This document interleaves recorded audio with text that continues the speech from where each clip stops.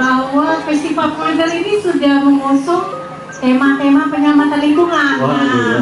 Kampanye Beli yang Baik itu adalah satu gerakan kampanye yang dibuat WWF selama 4 tahun terakhir itu untuk mengajak orang-orang terutama konsumen. Nah, konsumen untuk peduli apa yang mereka beli.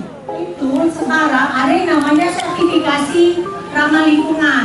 Itu baik yang skalanya hanya di Indonesia maupun skalanya dia internasional. Nah, yang lebih kuat itu kalau sertifikasinya dikeluarkan oleh internasional, karena itu persyaratannya panjang.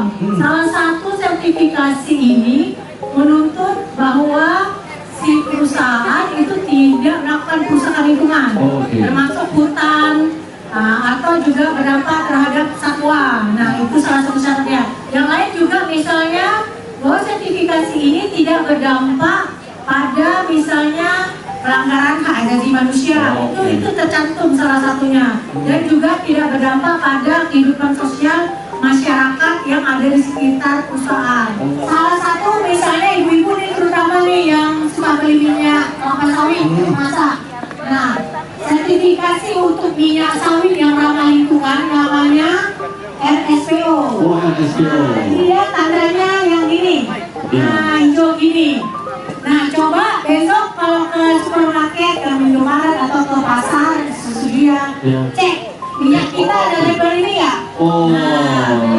Yuk kita mulai cari info apakah minyak yang kita gunakan di rumah itu adalah berasal dari kebun yang ramah lingkungan.